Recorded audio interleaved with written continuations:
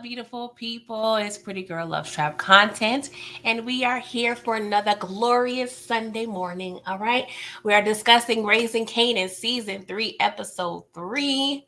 All right, this is my live recap, reaction, review, discussion, whatever you want to call it. Okay, we're gonna be talking about the episode. All right, before we get into it, we have to do our due diligence, okay, and make sure we're having the manners up in here, okay. So I need you guys to make sure that like button has been selected, okay. I need you to make sure you are checking that you're subscribed, okay. I need you to make sure you shared this video with as many as people as you possibly can think of, okay. I don't care if it's your church member, your auntie, your classmates, all right.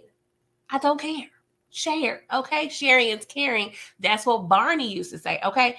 And make sure your notification bells is on because you never know. I may pop up, you know what I'm saying, with a random situation, okay? So please, do all the things to support your girl.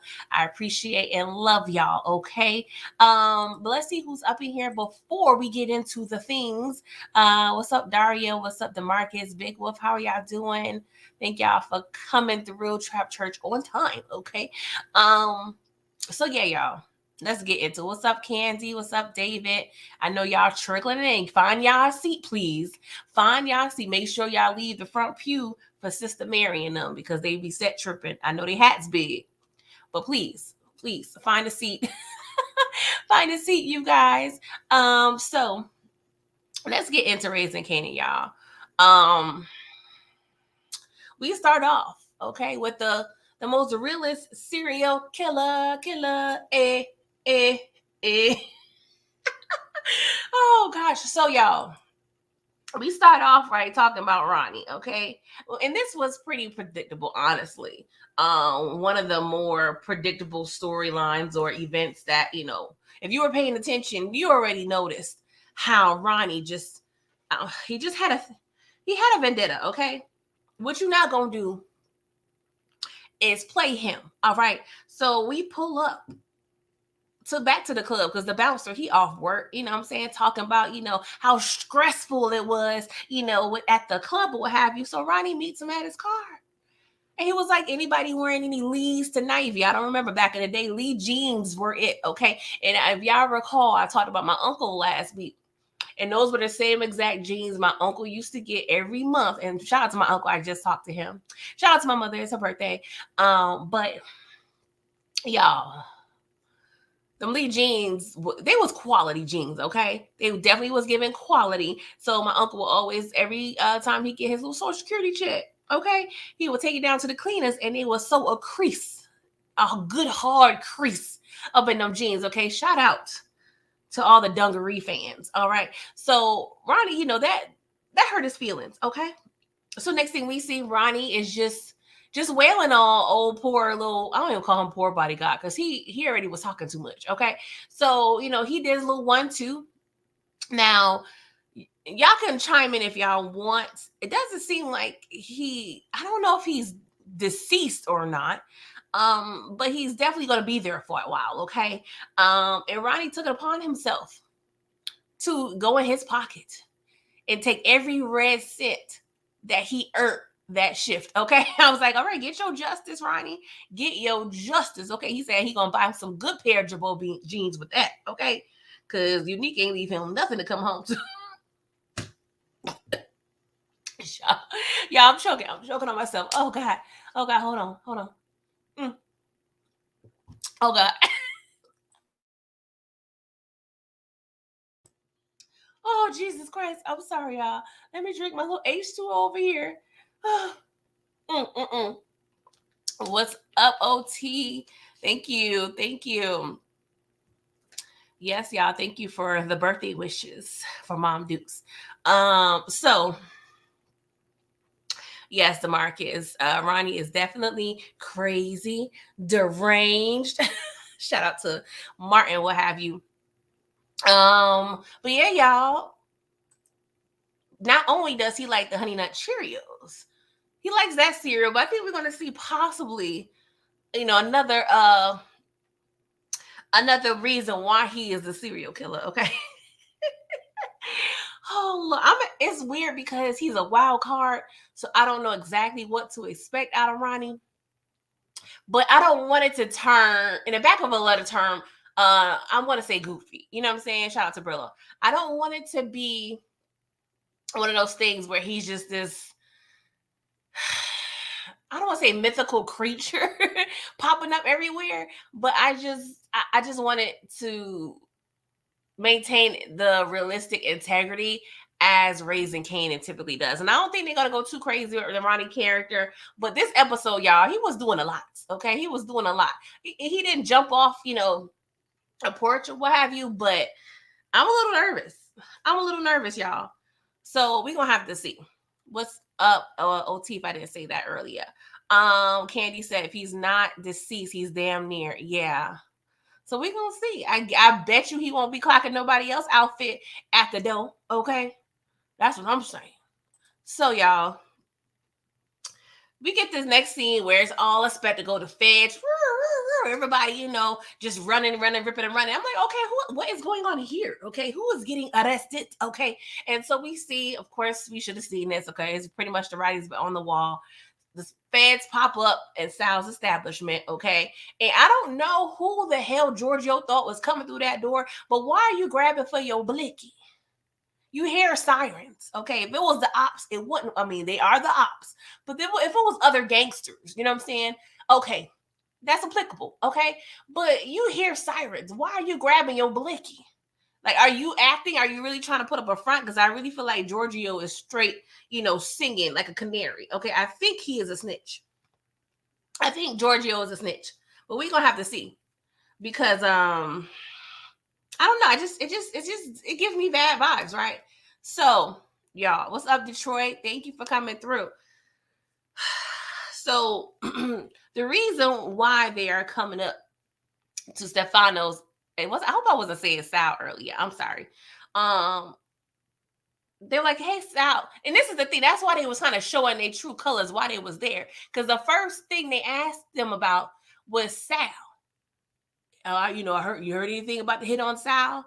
And then, of course, he was like, no, it was a tragedy, what have you. It was like, well, we heard that you over there selling the illegal fish, one fish, two fish, red fish, blue fish. You know what I'm saying? You over there playing games, and that's a violation of the Lacey Act, my boy. So we got to go.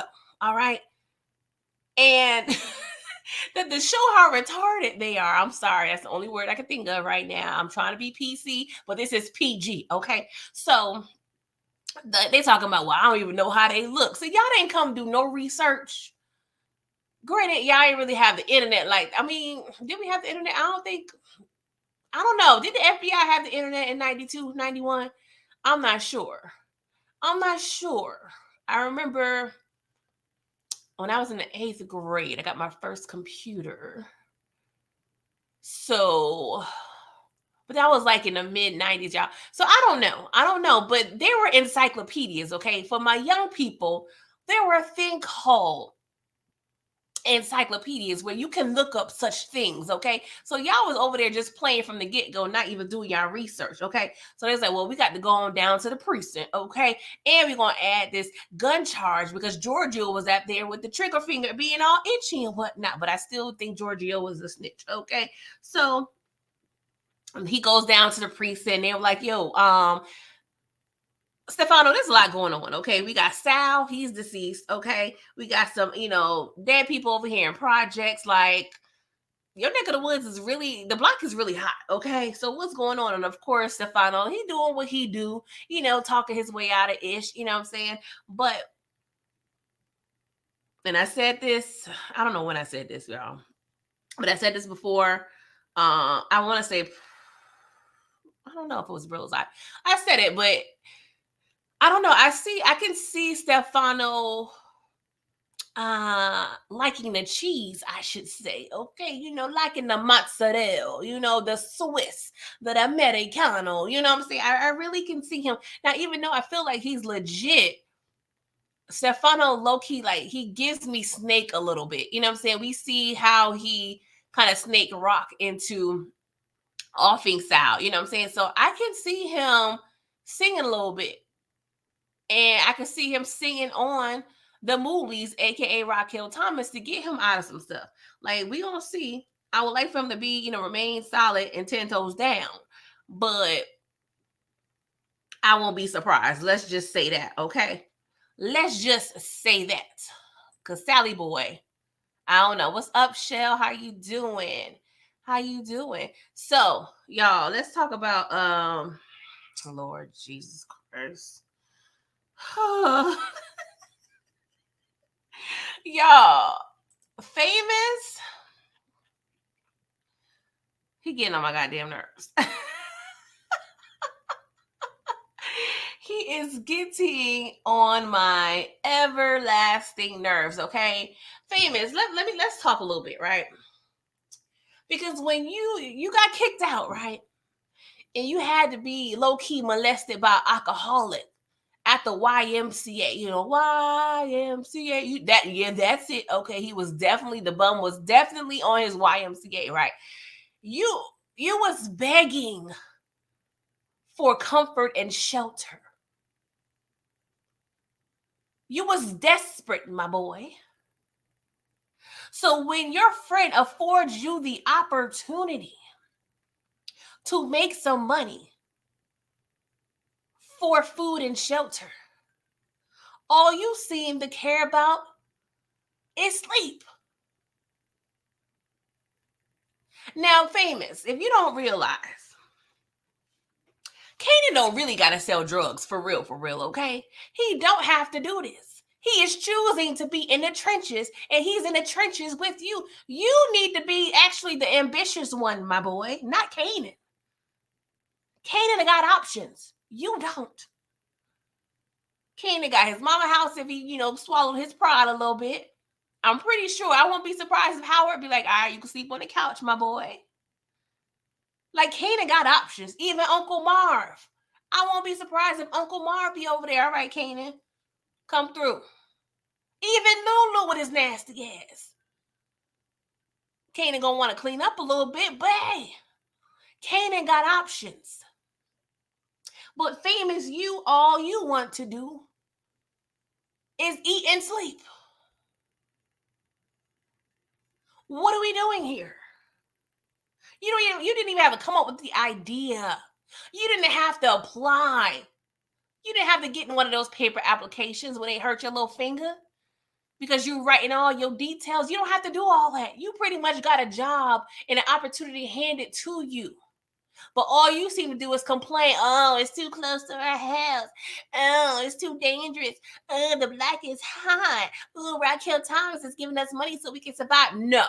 Get your raggedy ass up and get the work. Please and thank you. Oh, Jesus Christ. Sorry, y'all. Famous is he can go. He's useless. He is certified useless at this point. Y'all not even roommates no more. At this point, Kanan is letting you stay at his house. What's up, Tori? And what's up, Delvin? Thank y'all for coming through. All right, y'all. Jesus Christ. I be trying, y'all. I be trying to give these people grace, but they don't know who Grace is. And I'm not going to show them because there's no reason. There is no reason Freelo and ass Famous need to be over here just sleeping all damn day. Didn't he tell Kanan don't wake him up before 1 p.m.?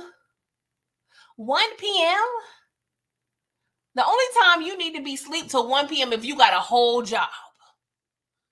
Paying bills. Oh my God. All right, y'all. I'm not even gonna let Kanan get on my damn nerves. So Jukebox, she over there at Ump's house. Lulu over there. See, I don't even like this because Lulu's over there drinking liquor and producing records for his niece. Like it's getting bad, you guys. It's definitely getting bad. Okay, but she over there singing her little heart out. Okay, Marvin in the background. I ain't gonna lie, y'all. One thing about the dynamic between Marvin and Jukebox is it's giving tearjerker. It's giving Lifetime to me. I'm not even gonna lie. I'm a sucker for love. Okay, I'm a sucker for love. So every time I see Jukebox and Marvin being all cute and supportive and whatnot. It be getting me, y'all. I ain't gonna lie. It's a good, cute little relationship. What's up, Tamika? I really appreciate, Marvin just really being there for his daughter. Like, I really appreciate that. Like, Marvin is coming along so well. Meanwhile, Lulu over here, he's pretty much just a drunk unk, okay? Drunk unk. Everybody got that one uncle who either a drunk, he either a crackhead, and he either staying with grandma ain't never moved out, or he could be all, okay? It's either one of the three, two of the three, or three of the three, okay? Who raise your hand if y'all got that one drunk uncle or fiend uncle that's at grandma's house, ain't never left and ain't never leaving. Okay, he low-key think grandma gonna leave him the house, but she ain't, because he ain't really responsible like that. And he gonna get upset when it come time for the funeral and realize that big mama ain't left him nothing. I digress, okay? But shout out to Juke. She over there preparing for her little cute audition, okay?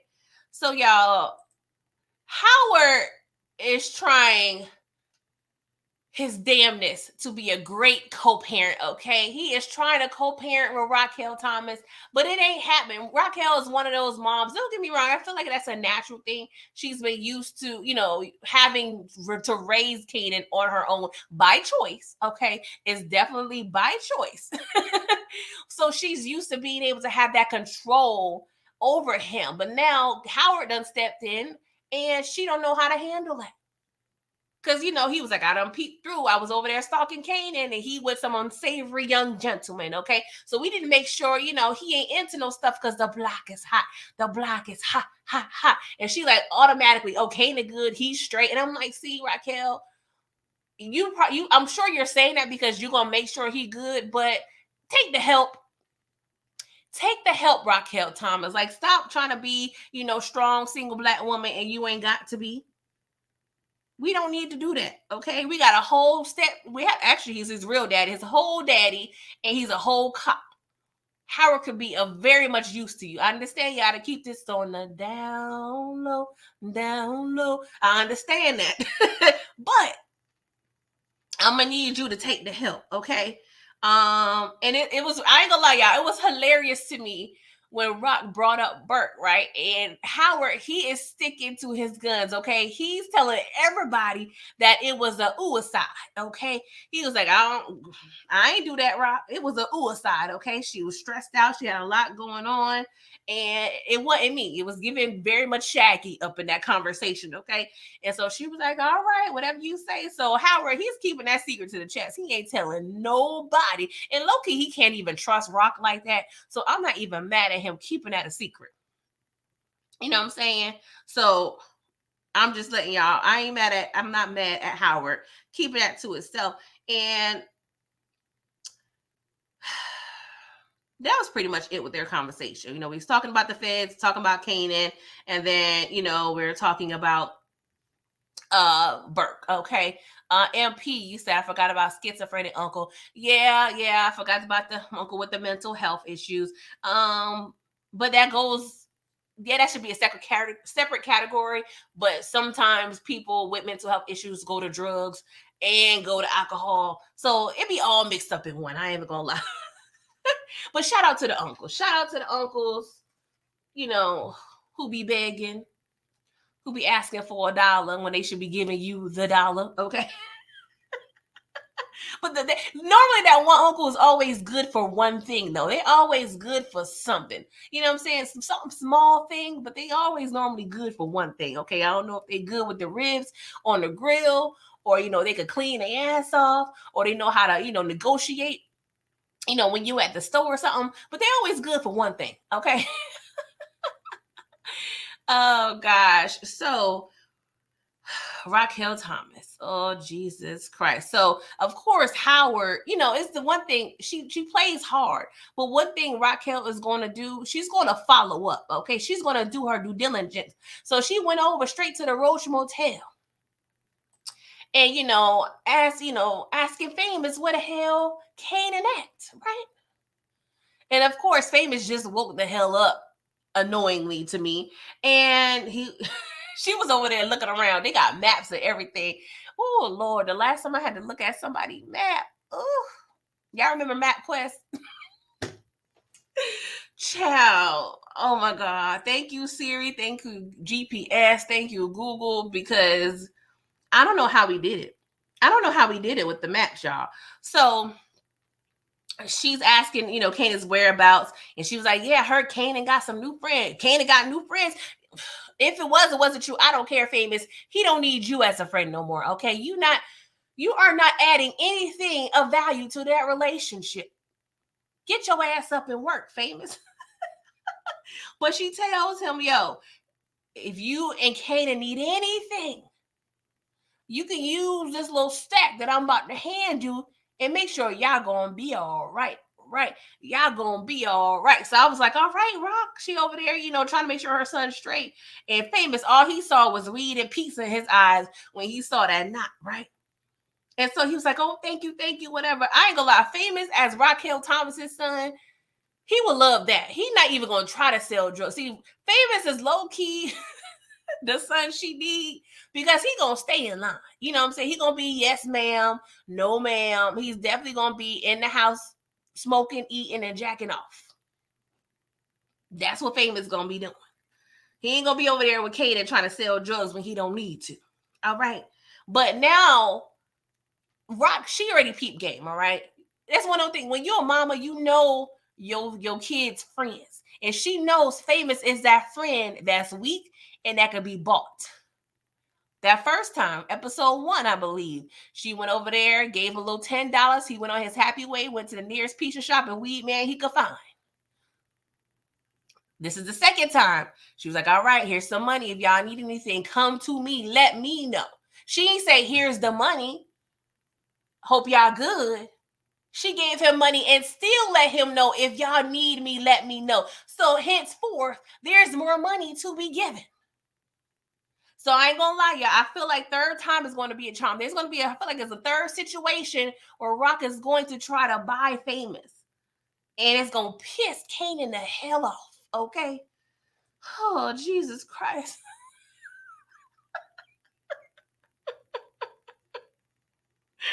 Oh, God. So, y'all, let's just get into when Famous, when Kanan gets home, right? After a long day of trying to, sell product and, get his operation off the ground, he's like, "Yo, I done talked to Simi, I done sold him this idea, what have you. Well, we gotta get the work in." So Famous, of course, he's giving all the excuses, the cops are too hot around here, yada, yada, yada. And Kanan pretty much told Famous what I've been telling Famous. Like, what up with you, bro? Like, all you want to do is get high and sleep, and you broke, okay? This math is definitely not mathing. And so Famous, he was like, "Oh yeah, your mama came through. She said we ain't even gotta sell drugs no more, Kanan. She done gave us this money." And so of course Kanan just put on the switch. "You let my mother in? You let her in the house? You took money from her?" Like, don't get me wrong, y'all. I get it. She made you kill your daddy or try to get you to kill your daddy. She been lying about Scrap, lying about everything. I get it. But is this hate that much warranted? Now let me think. Now if you do lie about who my real daddy is, I ain't gonna lie, I would be tight. And then you have me get manipulated to try to kill. So don't get me wrong, Kanan is valid in his feelings, but I'm low-key still, I'm getting annoyed a little bit about him. Every time Rock name get brought up, he get a little like ring-a-ding-ding in his head, like he start going berserk mentally. Like, Kanan, I'm gonna need you to pipe down, my boy, because it's getting a little annoying. It's getting a little annoying, right? So he proceeds to kind of slap. It was a cute slap. It was a cute little slap across the face that he told Famous, "Do not ever let her up in here again, and they'll be taking no money from my brother." And he done smacked that. He done smacked the money out of Famous's hand, and we already know when Kanan left, Famous went on that ground, grabbing them 20s and them 10s like he a scripper about to get off shift. Okay. But is it me? I did notice, I don't know, the size of the wad that Rock gave Famous looked a little light from when Famous pulled it out to show Kanan. Do y'all think Famous took a little bit off the top? I'm sure he went got some Chinese food or something. He definitely took some money. Not enough to really be recognizable and noticed, but he took some money. But yeah, Kanan slapping Famous was hilarious to me, and it definitely was given. Famous was crying when Kanan left. But I don't think that's the first time. I think Kanan's gonna put a hurting off of Famous again, because I could see Famous getting high on his own supply. Really it's Kanan's supply, but we gonna say his own supply since he's supposed to be some sort of business partner. Or number two, I feel like he may even snitch on the organization because he don't want to sell drugs. And I can see Raquel utilizing Famous to sabotage Kanan's organization. I really can feel that. Like, she already know Famous can be bought. So, y'all, we gonna have to see. We are going to have to see. But yeah, I just don't like Kanan's attitude. It just gives me off-putting a little bit. But I get him. Raquel's a liar. She's a lot of things, but yeah, it was aggravating. Yes, yeah, I think Famous took it. Derry, shout out to you. You said Famous officially became the bitch. Yeah, Famous is definitely giving housewife of Queens. Okay, so Famous, make sure it's dinner on the table. Make sure the place is as spick and span as it possibly can be. Oh, house husbands of Queens. What we doing here? What are we doing here? Okay. Oh God, I can't even say poor Famous because you got options. And if you didn't want to sell drugs at 16, I'm pretty sure you can still get your little grocery store job. Talk to somebody, in the bodega. Like, you got options. No, it's no longer the days of paper routes and delivering milk, but you got options, Famous. But let's move on because I'm tired of talking about him. But y'all, Rock, like I said, we see Rock when she knows how to manipulate so good. It really seems that it's coming out the kindness of her heart, right? Because as soon as she left the Roach Motel with Famous, where did she go? She went over there to Marvin and Lulu's house. Sorry, Marvin and Juke's house. Maybe I need to speak that into existence. Marvin and Lulu's house, because Lulu need to move. Lulu, that ain't cute. I don't like this new setup. Like, I'm gonna need you to ask your brother for a place to stay. Because I cannot. The drapery is all just looking crack howdy. I can't do it. But Rock, she goes and she has a nice little gift for Juke for her audition. Nice little necklace. And, it's so cute because it's really Laverne. Laverne is just like, oh, my Raquel is so beautiful. So she puts it on her. It's giving real dainty, real feminine. And, she's saying, like, you're going to, knock this audition out of the park. And she made sure before she left, who did she ask about? Kanan. She made it seem like, oh, this ain't the real reason I came over here is to sneak up and get information on my son. No, I'm going to give you a little compliment, give you a little gift, you know what I'm saying? Give you a little mind bleep. And then I'm going to go in and really reveal why I came up in here, okay? So she was like, have you seen, Kanan, what he got going on over there at Famous house? But Rock is really Kanan's house now. But Juke said I'm over here singing my little heart out. So no, I have not been checking up on your badass son. Okay. So she was like, all right, well, thank you for the information. I was like, Rock, you are not slick, girl. You are not slick. What's up, HEA? Yes, Rock is a master manipulator. Okay. Oh, Lord. It's hilarious to watch, though. I'm not even going to lie. Because people be doing this in real life. In real life, y'all. So let's slide over. Oh, Lord. I want to know what y'all think about this scene, y'all. Oh, Jesus. That one thing about Ronnie, he's creepy, but he's funny, right? So he over there, getting his little reps in at the gym. And Unique kind of come in. He was like, you late. And Unique kind of gave him a decent excuse. Hey, I was over there doing some stuff with Jerome, Jerome and his son.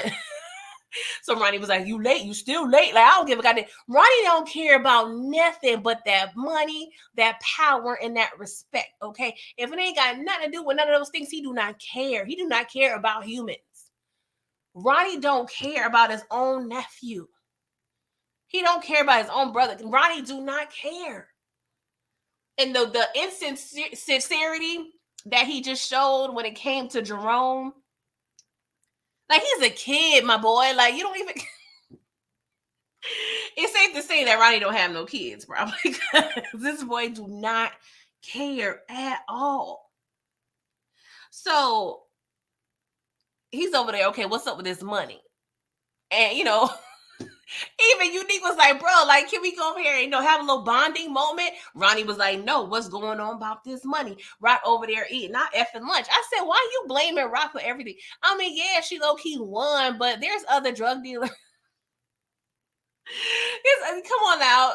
I don't know. Ronnie, he's definitely having too much smoke for Rock. And he was like, should have took her out back in the day. And it's never too late.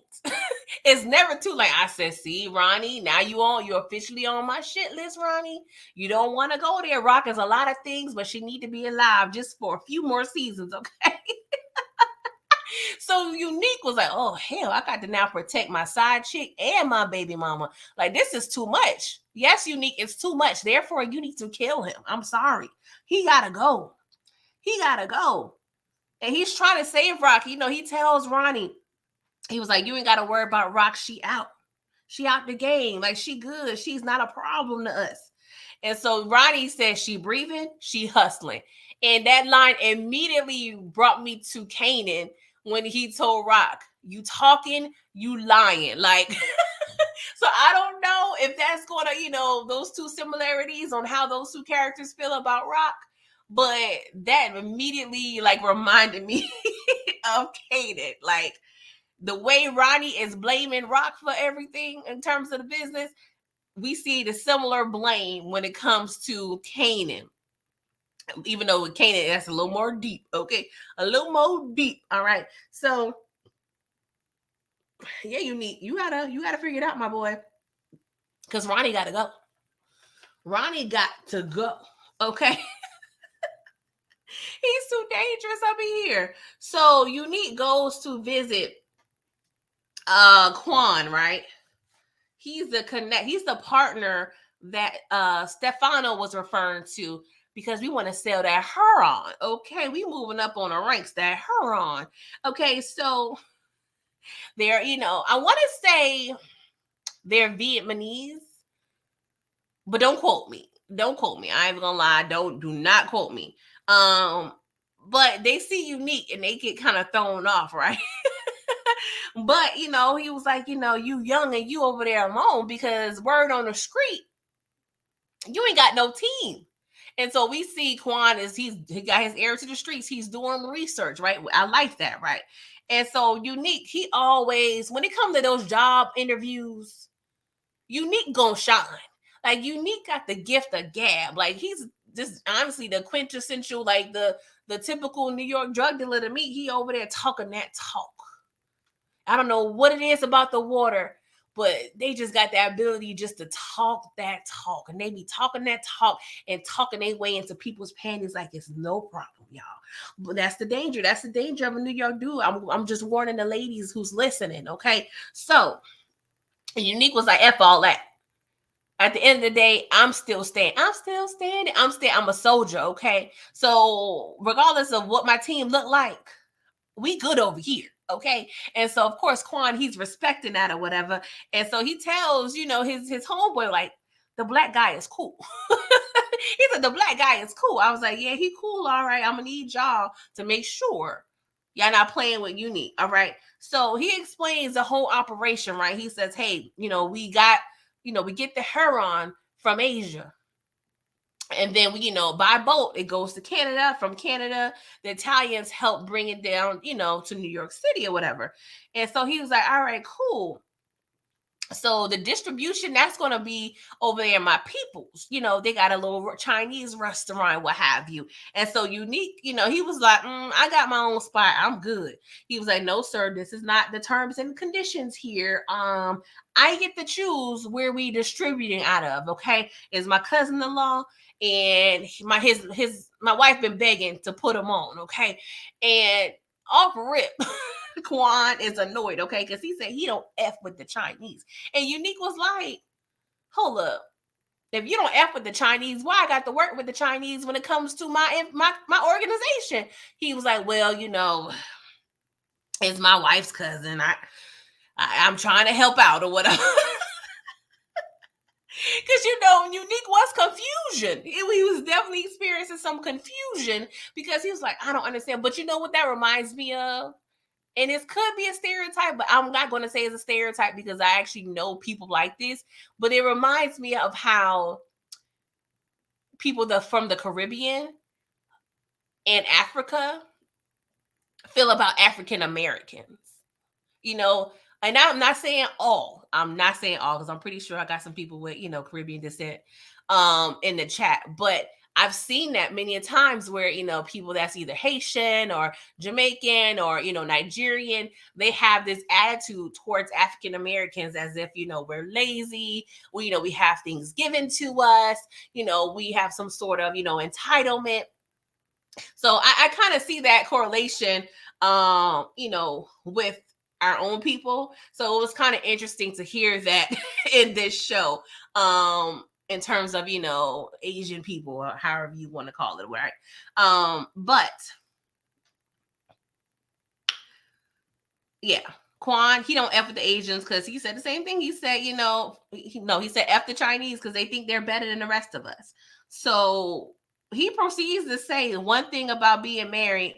He said one thing about being married, and then there's another thing doing business with him, right? And so Unique replies, can't help who you love. Well, no, Quan said that, and Unique, he said, and he said, ain't that the damn truth? And I'm like, Unique, are you implying that you love Rock? Are you implying that? Because I definitely don't feel like you over there loving Pernessa. Because every chance we get, Unique pop in his house maybe 30 minutes a day. He probably go on, take a shower, get dressed, and give Pernessa a little kiss on the forehead and tell her everything gonna be all right and bounce.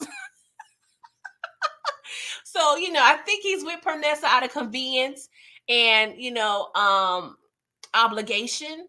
But I don't think he loved Pernessa like that. Like, he know his brother is crazy as hell.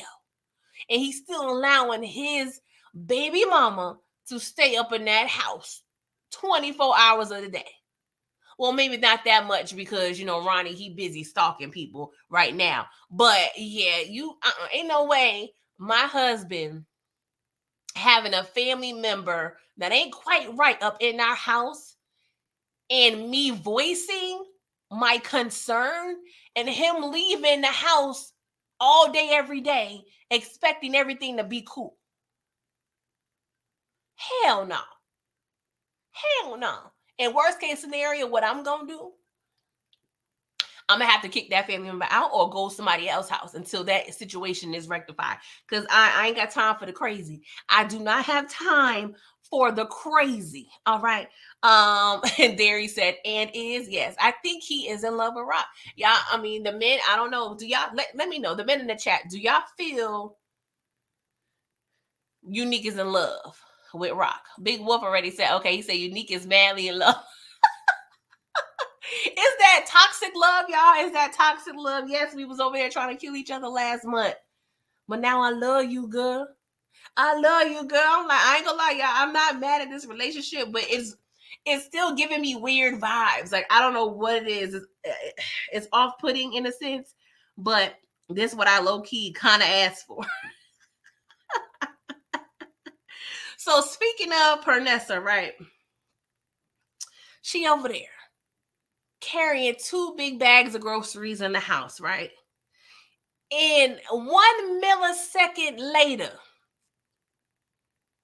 1 millisecond later, Ronnie up in the kitchen talking about you got my shit.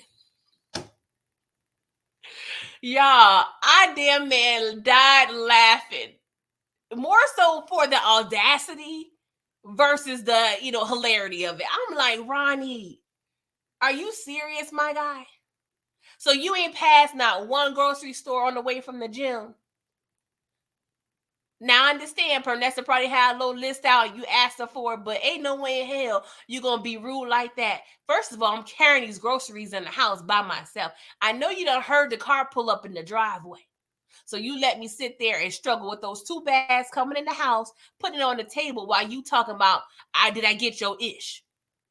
Now, Ronnie, what you should have asked is like, hi, yes, thank you so much. I appreciate your assistance for spending the $2 or so that you did. Pernessa, did you remember to bring, and purchase my Honey Nut Cheerios? There's other ways, Ronnie. There are other ways. And so she was like, yo, where Unique at? Because, she's always, whenever Ronnie start acting a little crazy or being a little rude, she was like, okay, where my man at? Okay. And he was like, well, I don't know. She was like, Dad, you was at the gym with him, where he at? And then, of course, Ronnie, oh my God. And normally this wouldn't piss me off. But Ronnie was like, maybe he got a side piece. Maybe that's where he at. I was like, yo, my man, Ronnie, what are we doing? Ronnie literally broke the bro code. Now, don't get me wrong. I'm not a champion of the bro code because I appreciate a man letting, a woman know that her man ain't doing right. But yeah, he got a side piece, but he not even with her right now, Ronnie. He over there with Quan and them trying to get the logistics of the organization. So you putting salt on Unique's game when it's not really applicable at this point. Like, it really pissed me off, y'all. And Pernessa, all she could do is say F you, Ronnie, and storm the hell off. She probably went in her room and locked the damn door. Okay. I don't blame you, Pernessa. So she probably crying her little eyes out. So I'm sure the next time we see Pernessa and Unique, Pernessa gonna have all the smoke. All the smoke. Okay. DeMarcus, you said Ronnie told. Yes, he told the truth, but and don't get me wrong, I am being a little bit biased because it's about Rock and Unique. I know it. I got a little toxic in me, and this Sunday morning, I can go ahead and just be real with y'all and let y'all know. Yes, I'm partially problematic because he's talking about Rock and Unique, but he wasn't even with Rock at the time. He was over there handling business. And Ronnie, do you know the arrangement Pernessa and Unique got? You don't know.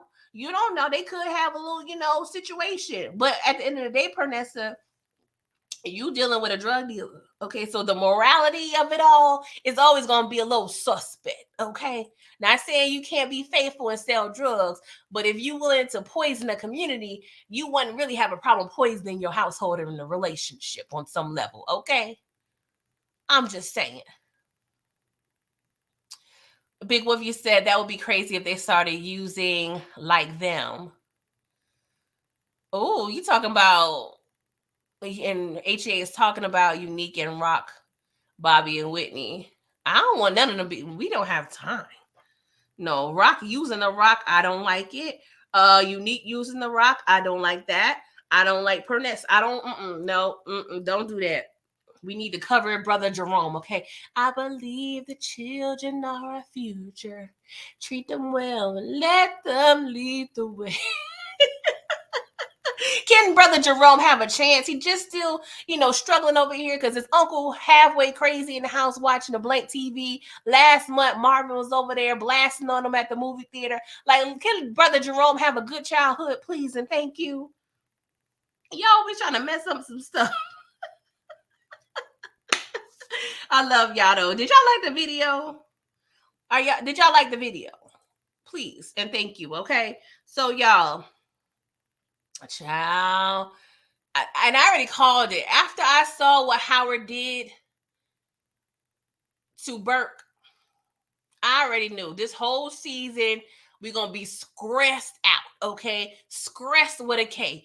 because Howard can't even focus on regular work. Okay, he's too busy trying to cover his own tracks. Okay, he see, the feds and I'm set up into the precinct, and he's stressed out. He's stressed out. So he go to, to Captain Baptiste's office, right?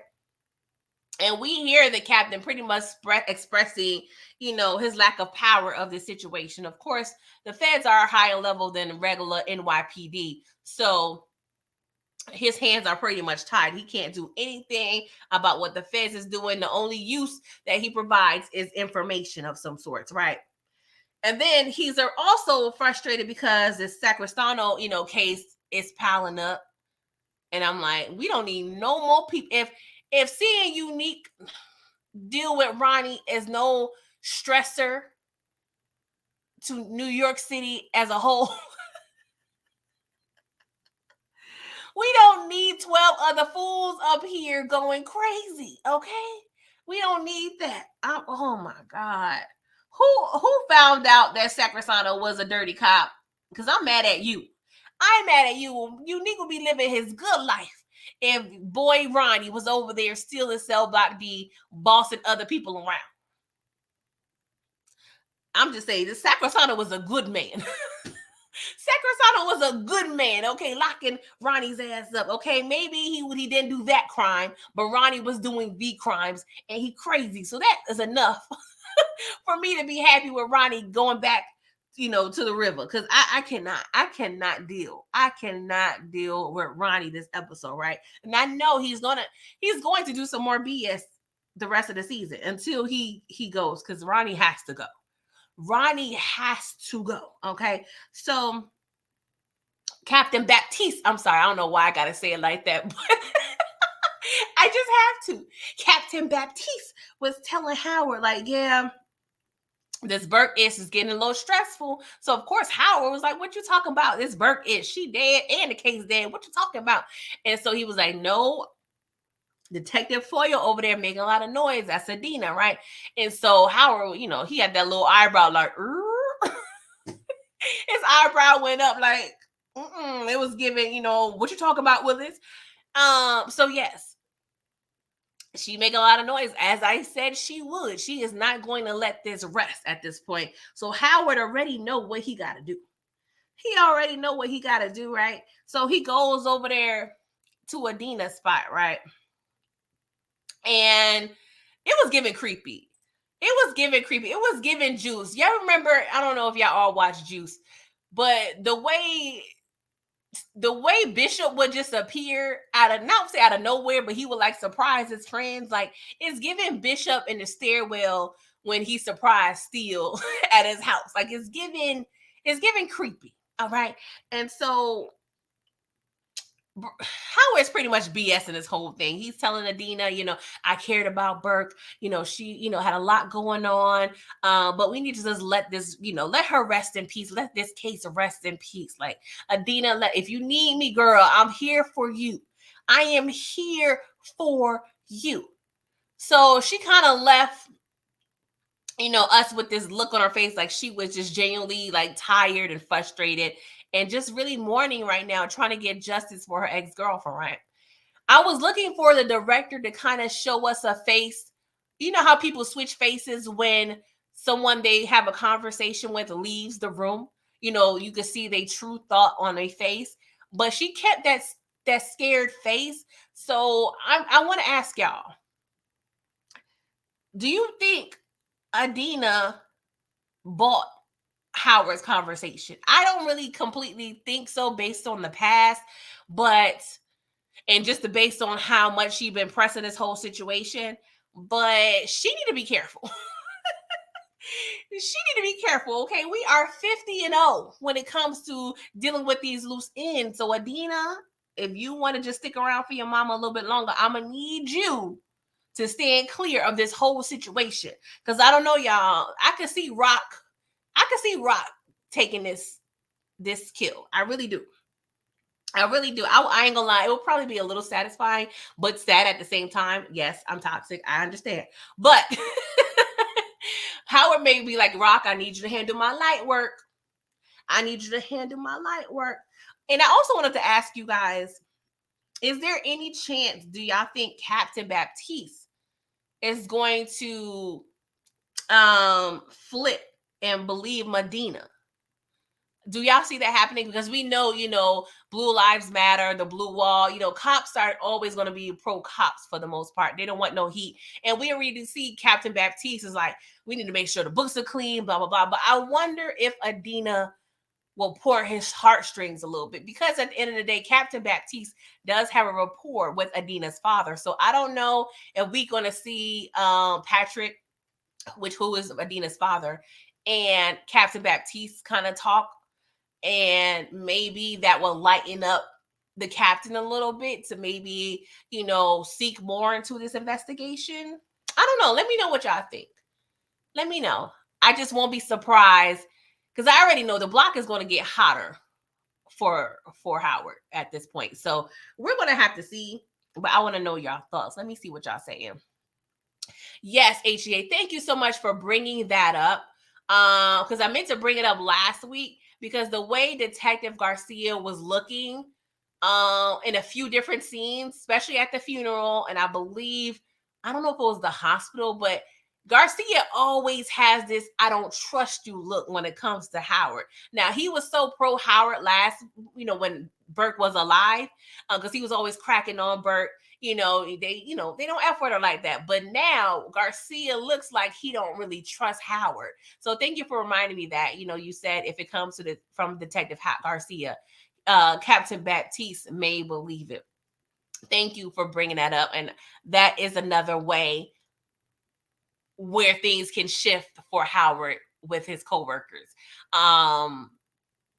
Yeah, thank you for that. Because sometimes I forget some points I be wanting to make, and I hate that. And I ain't gonna lie, I be wanting to have a follow-up live on Ish. I be forgetting, but who got time for that? Unless y'all want it. But yeah, thank you. Garcia is another piece of the puzzle that we always gotta remember about. Big Wolf, you said Howard's going to take out. Hold on, Howard's going to take her out. Episode 7 is going to be a scuffle when Adena confronts Howard. Okay, that's your prediction. Yes, Marcus also said about Detective Garcia. Yes, okay, so we all on the same page. We all been peeping the same thing. Okay, thank you, KIM Kim, your tithes and offerings. Thank you so much, hun. I appreciate it. I see Detroit Kings in the building. I don't know, Detroit, you wanna bless us with a verbal song. Team Toxic Choir may make an appearance one Sunday. Y'all never know.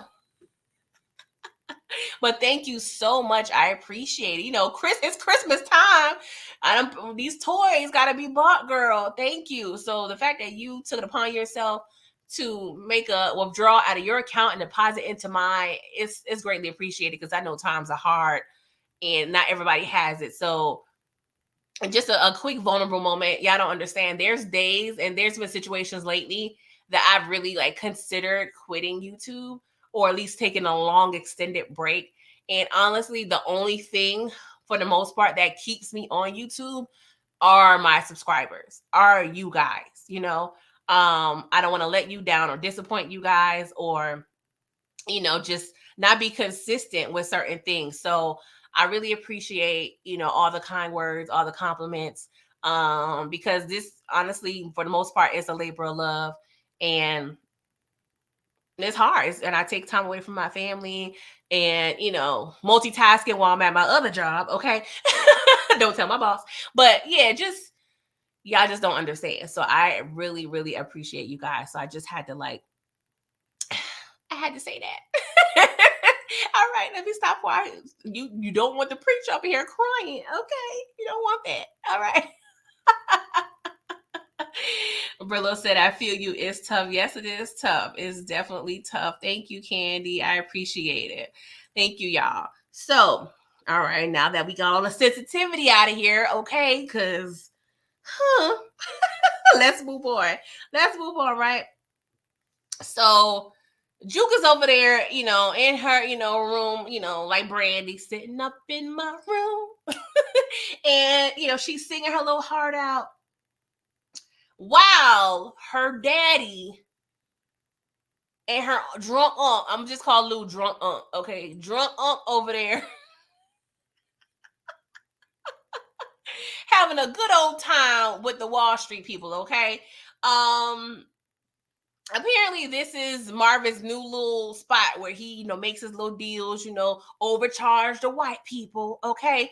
When it comes to the drugs, whatever. So, Lou already drunk. He at the bar drinking some more, okay? So we get a 911 page. Of course, Marvin had to see about that, all right? Because we got sense of urgency up in here. So we see him on the phone, and I'm like, okay, is there anybody answering? Like, we get a little pause, so we not quite sure what the hell going on, right? So we see Marvin leave Lulu. Say, hey, I gotta go. Don't get into nothing stupid. Marvin, do you have short-term memory loss? Do you remember how a plum fool your brother was acting when y'all was over there at the club and he was over there with a snow bunny sandwich? He wasn't even strapped up or anything, but you let your drunk younger brother stay around drunk with these white people that we can't really trust like that. We can't even trust being around the black people low key. So really nobody. I don't want to ostracize, the whites and the blacks. I ain't trying to say that, but white people, when they get drunk and high, they be want to do some more crazy stuff. Okay. So Marvin, yes, Lulu a grown man. Yes, I'm gonna say that. But if I know somebody that I came with is inebriated, they coming with me or I'm dropping them off. Like, I feel like that was low-key irresponsible, telling Lulu don't get into nothing stupid. So at this point, I already was on high alert. I was on high alert. I'm like, Lulu about to get in some ish, and I'm gonna be stressed out. I'm gonna be stressed out. I said, I could die. You don't do that. You am I my brother's keeper? Do we need to get that tatted somewhere so we won't forget, Marvin? I know y'all weren't really doing tats like that back then, but we need something. We need something, okay? Because obviously you don't understand that you can't be leaving reckless ass Lulu over here to fend for himself with the bottle, okay? That's what I'm saying. Big Wolf, you said they setting us up with Lulu. Do you want to elaborate? I mean, it's a couple different ways we see this, but at the end of the day, Lulu is going down, down, baby, your street in the Range Rover. He's going down, okay? Mary J. Blige down. I mean, I would love for him to come back up and prove us wrong, but at this point, I'm just expecting the worst. So, y'all, who I want to talk about next. Okay, let's get to the new couple alert. The new couple alert. Let's talk about Rock and Unique, okay?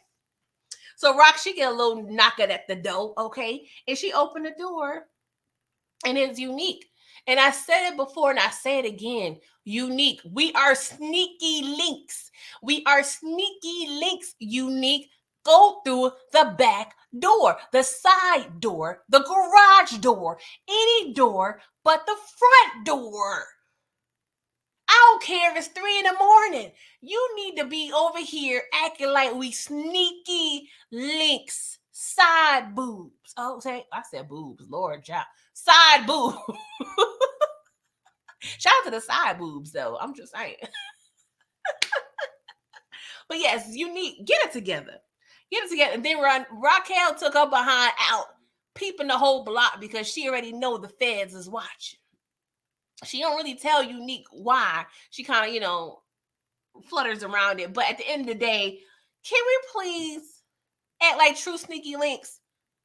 Like, I'm not quite sure if I remember I don't know if Rock, I see her park on the street, but do y'all remember if she has a garage or not? There got to be some way you can park through the back door. Park somewhere. I don't want it. Your car don't even need to be on the street because we are sneaky links, Unique. I understand we in the suburbs now. We done moved on up. I get that. But we still got to proceed with caution. Oh my God. Y'all need lessons on how to creep. I don't understand. Like, TLC done told y'all. But y'all ain't listening, okay? So two sentences down the line, all we hear is Jodeci. All right. I was like, not the Jodeci? Y'all don't even know. I was such a Jodeci fan. It wasn't even, you couldn't tell me Devontae Swing and me wasn't gonna have the last name, okay? I swear for Lord, I was the grownest 9-year-old singing all the freaky deaky songs that Jodeci was singing, okay? Give me Black Leather, okay, in the desert, crying for my love, okay? Jodeci were those guys, all right? And I just thought it was going on tour, but I'm like, do I really want to see crack addicted, alcohol addicted Jodeci 30 years later? No, I don't think I want to see that. I don't want to see that.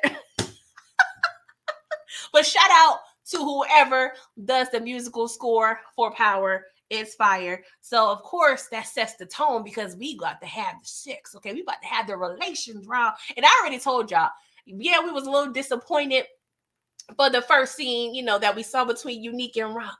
But I said, y'all, just hold your horses, get some patience, because once that arm heals, we're gonna see them hips swing.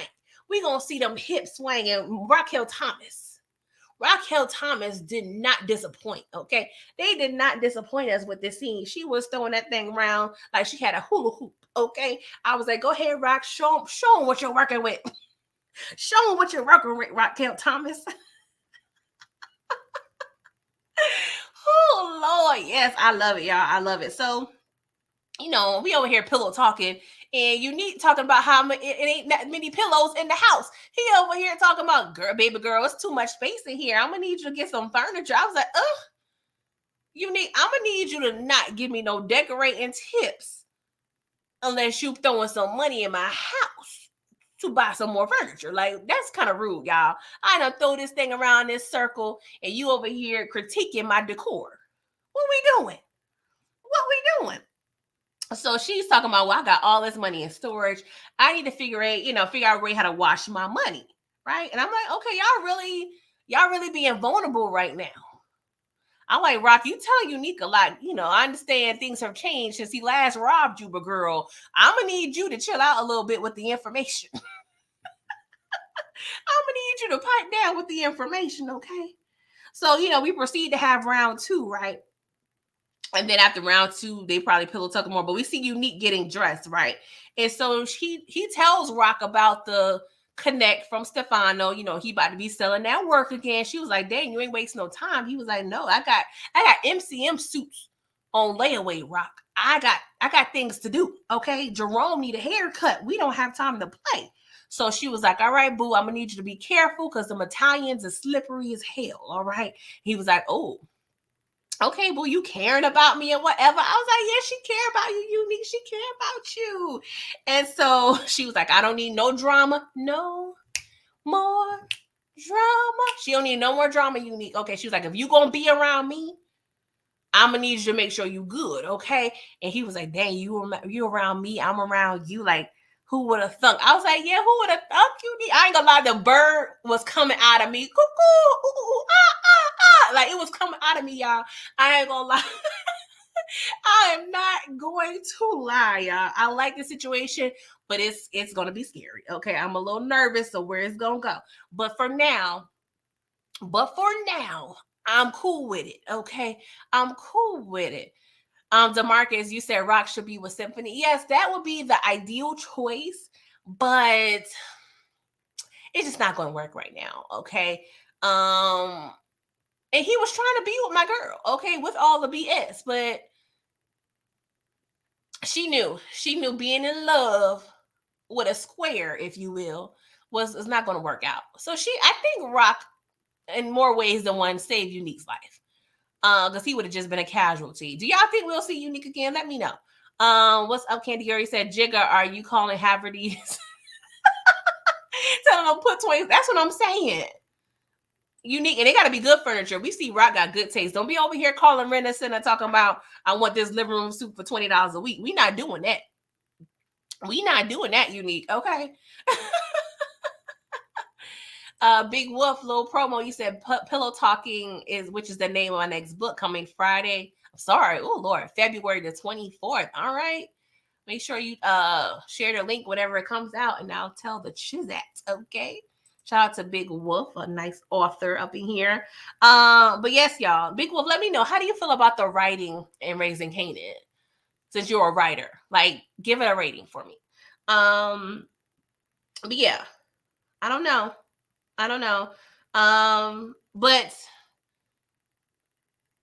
is it me, y'all? Am I being paranoid? I'm just a little nervous for Unique, right? Because, I don't know what it is about when Unique and Rock join forces in the bed.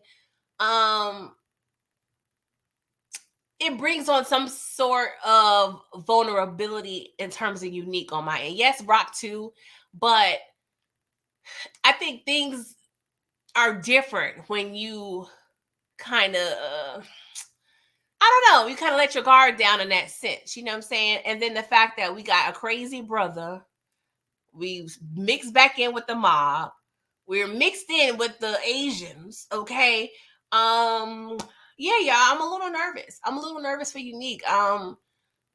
We need him, but I would say in terms of pulling on our heartstrings, if we had to deal with like a Unique death, that's gonna be too much. Like, y'all gonna need to check on me, okay? Because I ain't gonna be right. I am not gonna be right. Now, I don't know. I'm just nervous. Maybe because I got a paranoid spirit, but I don't know. I'm just scared. And then we also got Juliana raggedy ass in the mix, right? She want payback. And I've been saying this before the season, like, she gonna feel she gonna need to get that payback. So I don't know, y'all. Unique got a lot of things going on, and I'm a little nervous. But the fact that I need Ronnie to go so bad, of course, I'm gonna choose Ronnie to be out of here first. But I am still a little nervous for Unique at this point. And now we got the feds watching. I don't know. Oh Lord, can we all gather around and get our praying grandmothers on the main line and ask them to keep Unique around? Can we do that, y'all, on this Sunday morning? Can we pretty please, pretty please do that, please? But y'all, let's get back to Lulu, right? Because that whole line, Marcus, I said, Lord, who the hell is Marcus? Who the hell is Marcus? I just read out this random name. Anyway, Marvin told Lou not to get into anything. So when I saw Lou walking out that bar on that street drunk, I don't know what it is. I'm like, will they kill Lulu right now? I'm like, riders, y'all bet not kill Lulu right now. Like, I was nervous, y'all. I'm not even gonna lie. I was like, what is about to happen with Lulu? But he hears this music outside of this little bar or speakeasy, whatever you want to call it. So he goes in and he asks the bartender, who we find out her name is Shirley Beaumont.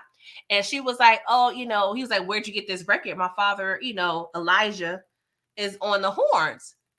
And she was like, your father, E-Train is your father. And so, of course, I ain't gonna lie.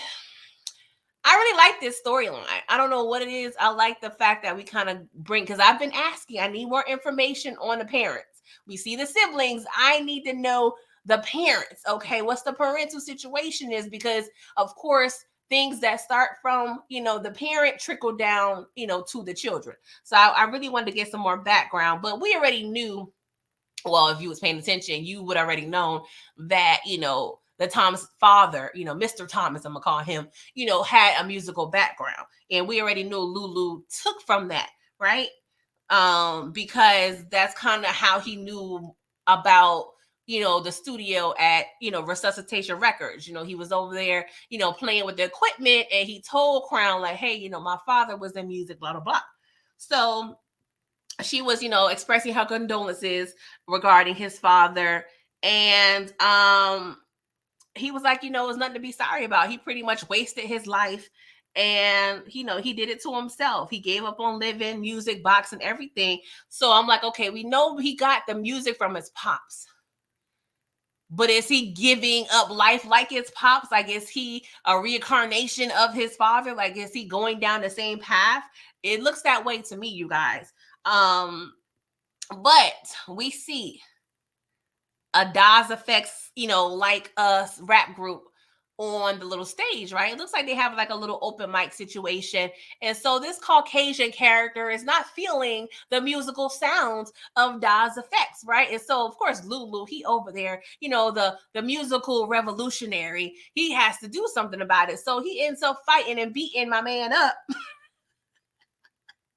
I'm like, Lulu, why? I wasn't mad though. Get justice, okay? We got to get justice, all right?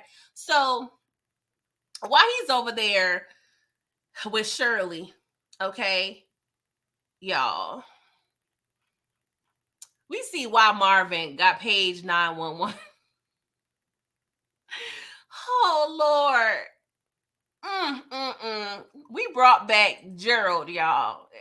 Gerald, if y'all should know by now, but Gerald was in the anger management group that Marvin was a part of. They had like a little rocky relationship, but it ended up being real cute at the end or whatever.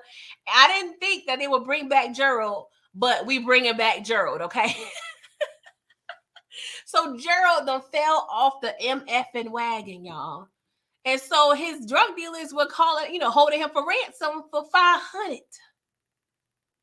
500, okay? And so I ain't gonna lie, Marvin, that was a steep little number, but he cared about Gerald. And I think the fact that what happened with Renee, I feel like Marvin feels he owed Gerald on some level, or feels he needs to redeem himself. You know what I'm saying? Because maybe we never know, if Renee was around still with those groups, Gerald would have had another place to go to, even though Gerald graduated or whatever. But I do think that the Renee's passing has a good bit to do with Marvin and him helping Gerald. But Gerald was over there drunk, or not drunk. He looked like he was on the drugs. Okay, he was on the drugs, and I was like, Gerald, I thought you just had anger management. I didn't know you was over there using, abusing like that. Like, what we doing? What we doing? So Marvin, he's trying to figure out how to take him home. He's all passed out, and I'm like, Marvin, do not take him over there with Jukebox. Please, I said, we do not need Gerald knowing where the hell we live at, okay? Because he gonna be at your house every day. Okay, we don't need that. But he finds his address in the wallet. We also see like a little tag. It looks like it said The Voice. So it's giving newspapers, giving some type of media outlet, which I feel that wasn't placed in there for no reason. So it's still making me a little nervous. Okay. I don't know. I can see Gerald over there selling information on Marvin and Raquel's establishment and their organization for $20. I don't know. I don't know what he gonna do for a story if he is in media, but we gonna have to look out for Gerald, okay? Because sometimes when you do good deeds, it can turn out bad. So y'all, I don't know. I'm a little nervous. Q underscore biz. Thank you for coming through. I like the name. You said, I wish they didn't kill off Renee because she would have been nice for Marvin. That is facts. And I guess that's what they're trying to tell us. Marvin and love is just not gonna it's just not gonna work out. Okay. The fact that Marvin really had to go to 2 funerals in a matter of a week or a couple of days, that's a lot. He went to, Kenya's funeral, even though they wasn't rocking for like 2 decades. And we have Renee, and Renee really seemed like a good woman, but I did express in my immediate reaction that, and I think I have before as well, but you know how Rock is. Rock want complete and total dominance, okay, in that family. And I feel like she would have probably gave Renee some smoke off the mere fact that she want control and don't want nobody, controlling any other, man in her house. We already see, even though she was a creep, we already saw what Palomar was faced with, okay? Even though that was totally different. But I bring that up to say she wants to make sure there's no other women over here stressing out the men's and poisoning their brains, okay? But I definitely would have loved Renee. I did not see that coming, honestly. But if you're not liking and subscribed, I'm just saying, Q-Biz, hook a sister up, okay? Derry said, I didn't know that Big Wolf. What did Big Wolf say? He talking about crack. Ooh, Lord. I can't follow the conversation, y'all. But yeah. Oh, DeMarcus, he said Gerald reminded Marvin of Sam the crackhead. That's possible. I immediately was thinking about when Marvin seeing a little bit of himself in Gerald. You know, we don't know the situation with Marvin, and I don't want no flashbacks, okay? But we don't know if Marvin had that person to be, saving him and, being there for him when he was on the drugs, okay? But yeah, I don't know. But they didn't specify if, Marvin was on crack or coke. But when I started thinking about the timeline, I personally was thinking more of coke, because if Marvin, he spent time in prison, right? And that caused Jukebox to live with Rock when she was a little girl. So I was thinking that Marvin was on coke because I'm only familiar with crack being around, you know, early 80s. You know what I'm saying? So if Kanan was born 70, mid 70s, I'm thinking it could have been. I don't know, but it was high off something, something he don't need to be. Okay. What's up, Joey S? Thank you for coming through. I don't know if I guess you're asking me how's the family and tell me. Thank you, I appreciate it. My family as well. If you're asking me, all right. If not, I'm sorry. Mr. Beer Facts, thank you for coming through. I'm just now seeing you there. Make sure y'all liking the video, please, and thank you. Joey S said, I love this show because I went to August Martin High School in Jamaica, Queens, right across the street from Bailey Pond Park. Okay. Yeah, and I'm not from Queens, I'm from Harlem, but I understand, especially you probably have a deeper connection because they're filming in your neighborhoods. Mind you, though, and I just saw it.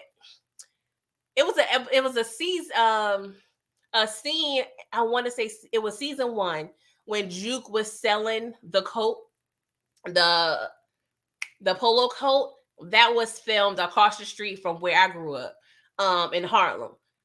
So you just get warm and fuzzies when especially the time period. I was a kid in the 80s in New York, so it brings me back. So I understand your connection, how you feel back then. But I feel you. I feel you, my brother. So let's move on to oh Lord. I'm sorry if I be saying oh Lord before we move on, because this should be stressing me the hell out. So we see Kanan, right? He's over there and he's getting the troops together. He's telling the fools, like, hey, this is what y'all gonna be doing. It is what it is. So they was giving him a little pushback, talk about, we over here, we make our own hours. Like, ain't gonna be none of that. And Kanan was like, y'all not hungry enough for me, okay? Y'all gonna work as long as I tell y'all to work. All right. Y'all gonna be making triple, double, okay, the amount y'all been making with Paul behind. Okay. So shut up and work. And they was like, all right, Kanan, we got you, bruh. We got you, right? And so meanwhile, his mama over there giving her hair did, because Unique steady. He's steady be sweating out those edges, right? And so she's over there. And this brought me back to, speaking of nostalgia, oh my God, just going to the Dominican salons and them hooking you up, but at the same time stressing you out because the fire on your scalp. Like, if y'all don't understand pain, like going to a Dominican beauty salon, you're welcome. Okay. You're welcome. Like, us Black women, we do a lot of things to be looking good out here in these streets. Okay. But she over there, the salon, and Valentina and her homegirl was talking in Spanish about how the landlord is over there, increasing the rent because nobody wants to buy that establishment, right?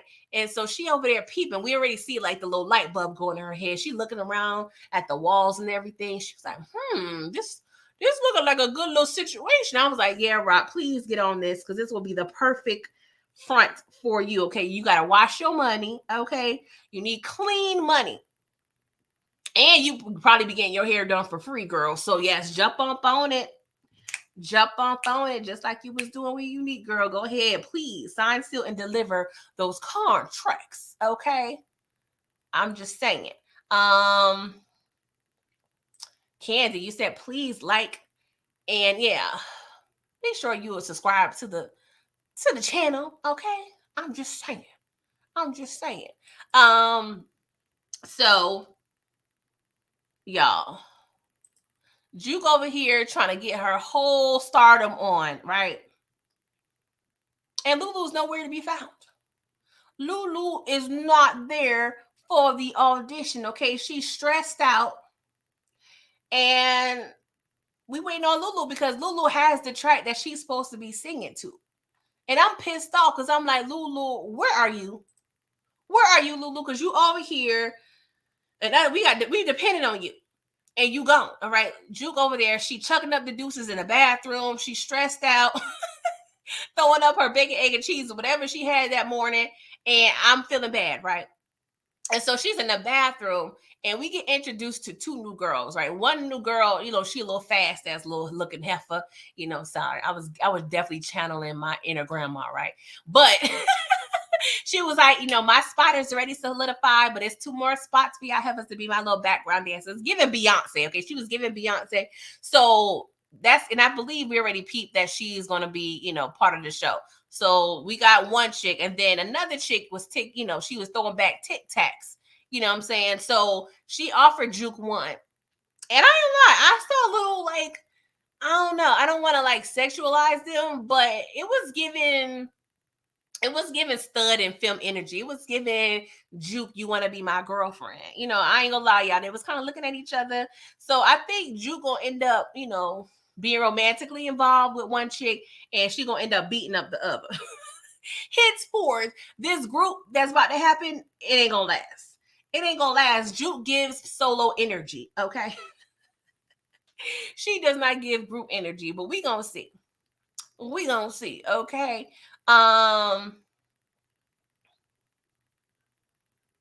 Let's see.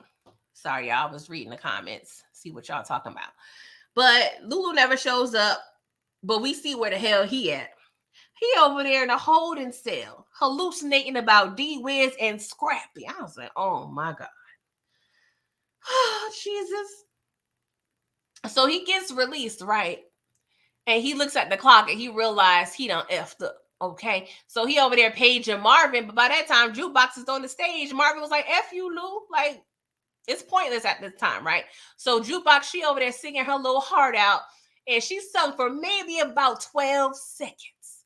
And then the judge was like, all right, cool, that's it. That's all enough, sweetie. Next. I was like, well, goddamn. But the way that one of the judges kind of looked back at her, it kind of let me know it looks like they liked what they heard. Let's hope, okay? But it looks like they like what they heard. So we may see Juke over there, do whopping on somebody's stage, okay, at a theater near you. All right.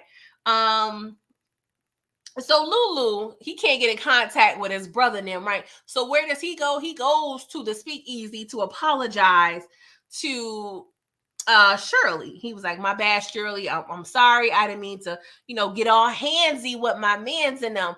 And so she was like, well, Lulu, I don't really like that up in here, but at the same time, I like that, masculine male energy because they don't be respecting me up in here, okay? And so he was asking about the Daz Effects group or whatever, and she was like, well, rap ain't really my forte, but we have people coming in here, just kind of, popping their ish on the stage.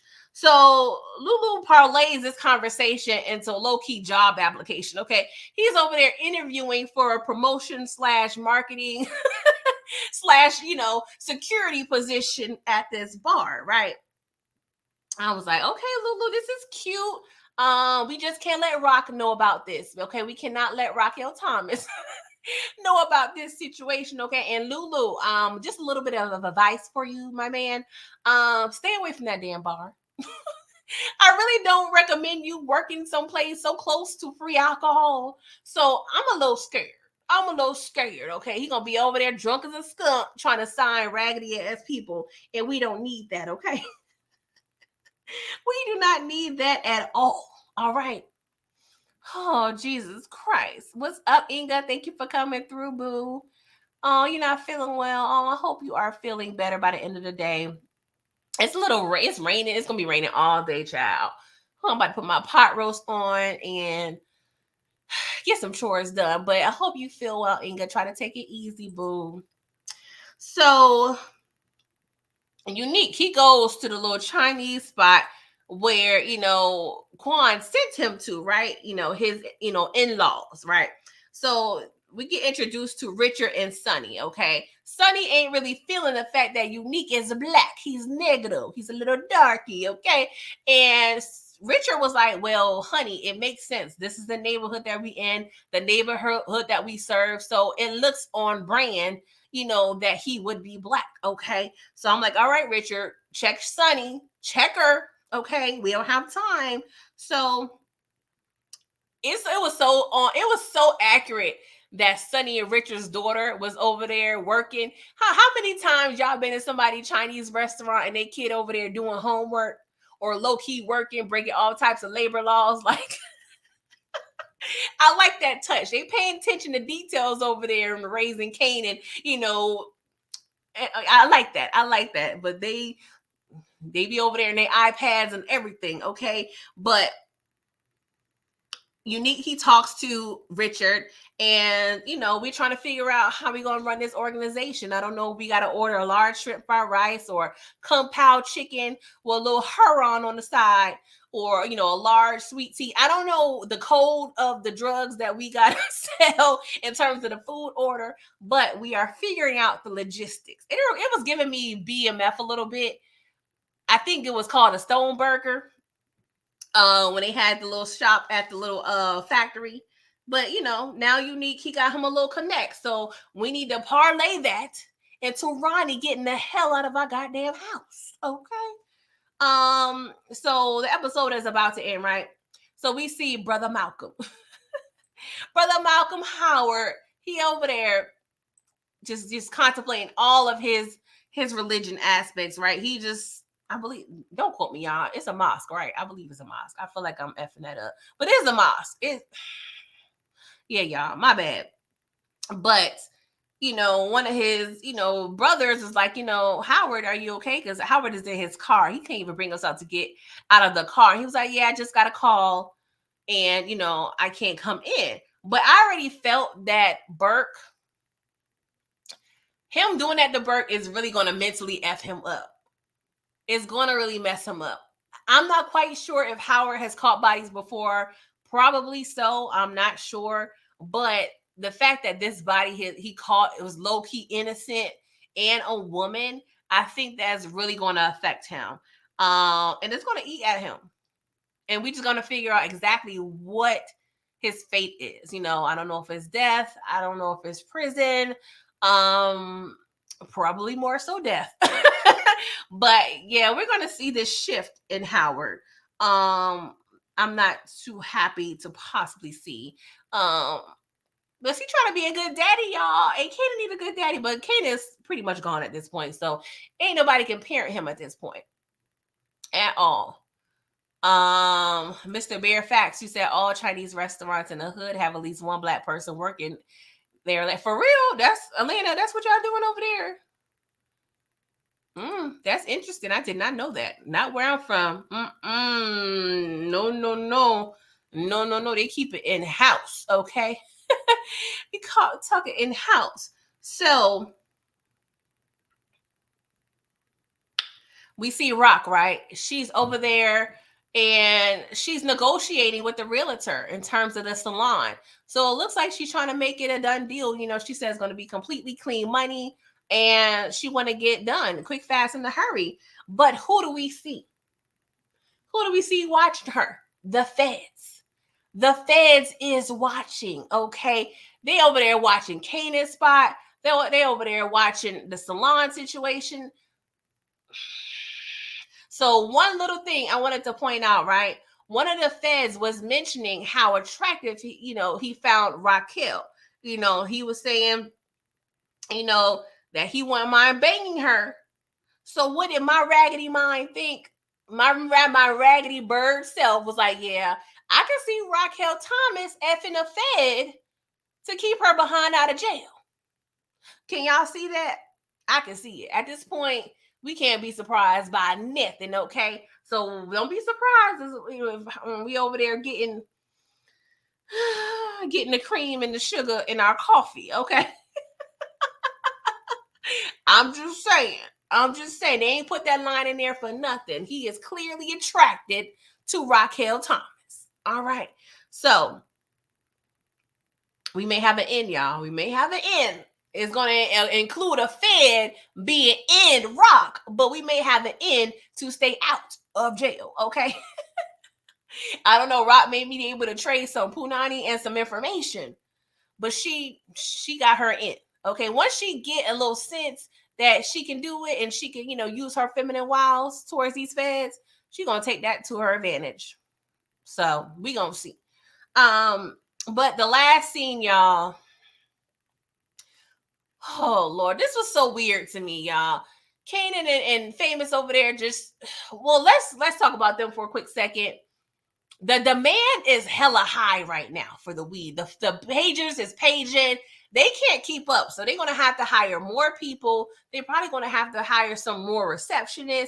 We have to figure this out because they want the weed out there. Okay. So we have a personnel issue. We are overworked, and we already know when it comes to work and Famous, they don't really go in the same sentence. So we're gonna have to see. We're gonna have to see, but I do not see this lasting too long with Famous working because he's allergic to it. Yeah, he's allergic to working. The only reason why he has a book bag and probably going to school is to get free lunch. But we're gonna have to see. But they were there trying to mind their business, sell drugs, you know what I'm saying? And Famous was like, somebody is clocking us, Kanan. And so we look across the street and Ronnie over there just staring at them. Like giving very much creepy, giving very much villain, giving very much Friday the 13th, giving very much I'm in the wrong genre. I mean to be in the horror section, not in the crime section. Like, what we doing, Ronnie? You could tell Kanan was kind of creeped out, so he looking like, what the hell? They stood there a little too long, in my opinion. I would have skedaddled my ass upstairs so quickly. Like, Ronnie, Like, the next time they leave that building, I'm like, we need to go out together. We not going to be caught slipping individually. No. Nope. When I walk out that door, I'm covering all bases because that fool was creepy. Like, they're really making Ronnie the creepy little boogeyman. Oh, and I forgot to mention, Ronnie was outside of Rock's house when Unique was leaving. Now, if you would have realized that we need to take our sneaky link position seriously, you would have been going into your, car through the back, okay, because you don't went through the back door. But you over here on Front Street, and now your brother knows you effing Rock. Well, he confirms, okay? And he now knows where Rock lived. This can't be good for nobody. He know where Kanan posted at. He know where Rock posted at. Like, I don't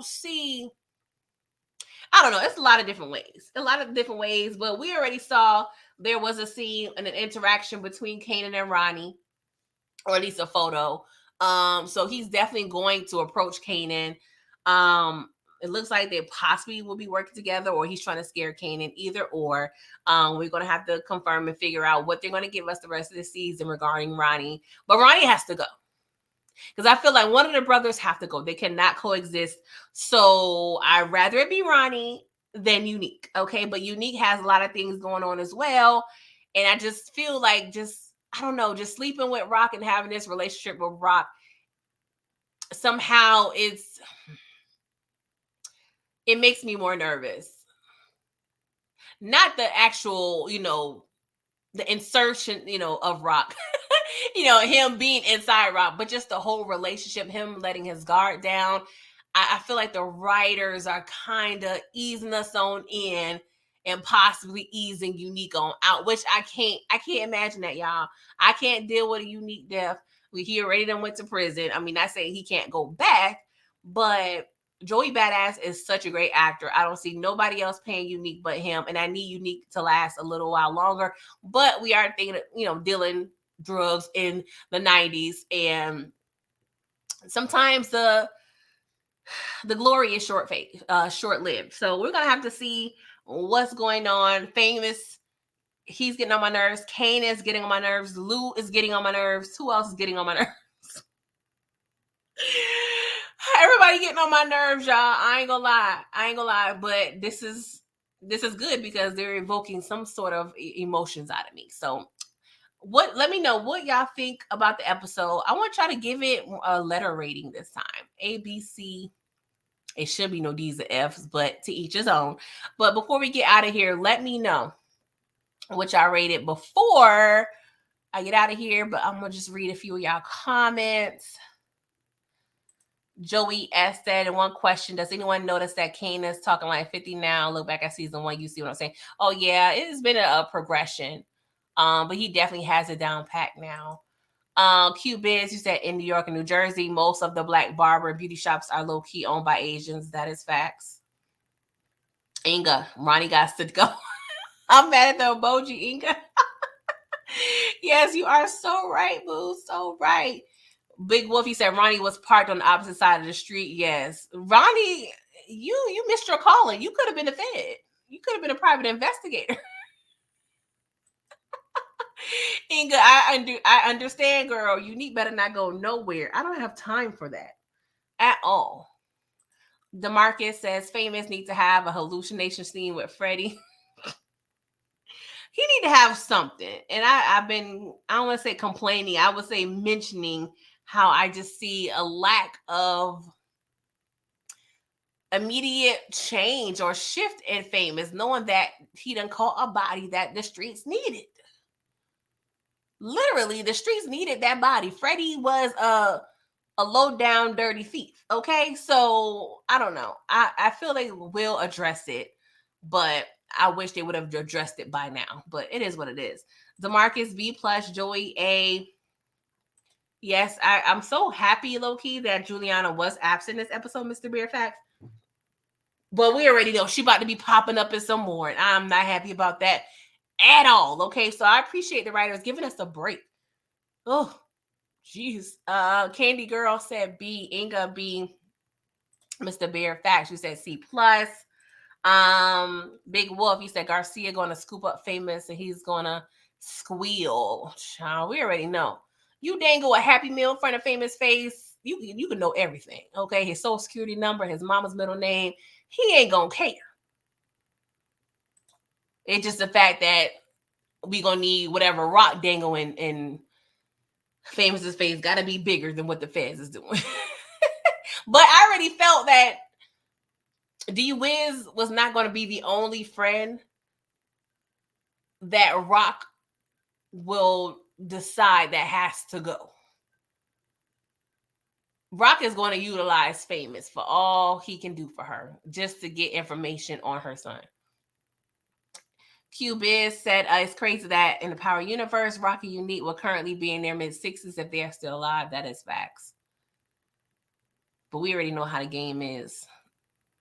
The odds of people growing old and healthy and unscathed and free and drug free and physically free and with money, pick is a slim. I can't think of anybody I know, and I grew up around a lot of drug dealers. Okay. Dairy B, HEA B plus. Yeah, HEA. I did think that too, where I could see Famous telling somebody that don't need to know that Howard is Kanan's father, and we figure out that Famous would need to leave, whether it be something that Rock, Rock puts into play. I don't know if I could see Kanan. I don't know. I won't be opposed to seeing Kanan hurt someone he loves. I mean, he grew up to kill his own damn son, so we always go back to what he told Tariq, you're not a real killer till you kill somebody you love. So we're not sure if he was referring that into something he did, personally outside of Sean, or something he experienced. So we're gonna have to see. But we already know Kanan Famous, he may not last through the season. DeMarcus, you said, I believe that Paul will snitch on Kanan if Javon gets caught moving product through the courier business. Yeah, Paul, we got to see. Paul, I don't trust nobody, okay, low key. But once Paul feels some type of danger, it's going to be an issue. Cortland, thank you for coming through and commenting. You said, imagine if Rock uses Marvin or Jukebox to kill Famous. That could be part of the reason why Kanan kills Jukebox. Yeah, I actually thought about that too in season 1. I don't know what exactly was happening on whatever episode I was covering, but I saw an option of Juke doing that for Famous to protect Kanan in some type of way. Or I could have seen Howard put that into motion, because Howard, he already said Famous is a clown. He had to bail Famous out. I wonder if that's on record somewhere. It has to be on record that Howard helped further, building up a possible RICO case or something. I don't know. Will we be looking at a RICO? You guys, I was thinking about that in earlier the season. Well, before the season start, when I saw that the feds was watching, I'm like, are we going ahead and try to, oh, y'all, it would be juicy. I think they kind of did this in book 2, but if they try to get a RICO going and Rock over there effing with a fed, and she could somehow have Howard shown as the kingpin, where she's really the queen pin, y'all. I ain't gonna lie. I will not be surprised. Because who knows what happens when Rock start throwing that thing in the circle, okay? Anything is possible. Oh, Jesus. But I'm about to get out of here, you guys. Let's see what's going on here. Okay, so thank you for coming through to this live.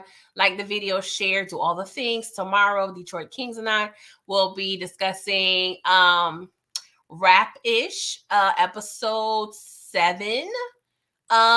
This is my 12 days of content. So I did have a live yesterday with my nephew. I feel like it was hilarious. Y'all can go back and watch that. On Tuesday, I have a special treat for you guys. I am bringing back this show that I started. I had to take a long break. I just couldn't keep up with it and with my workload, but it's called Trap Chat. And it's where I kind of interview or have a conversation with another creator. So I will be having a conversation / interviewing Miss K on Tuesday at 9:00. So y'all please come through and show us support. Excited, to be talking to my girl about things, y'all just come through and support. So that will be Tuesday at 9. Wednesday, we'll be discussing Power, episode 508. And this is the episode where Kanan, he I don't even want to say it, y'all. He leaves us, okay? We will see his last day. All right. Thursday, I believe I may have to just put out or either go live for my little Home Alone review. It seems like it's going to be a rant, but it is what it is. Justice for Kevin all day. Friday, it may be a Home Alone 2 reaction. And then Saturday, I'm going live either with my nephew or something. I don't know why.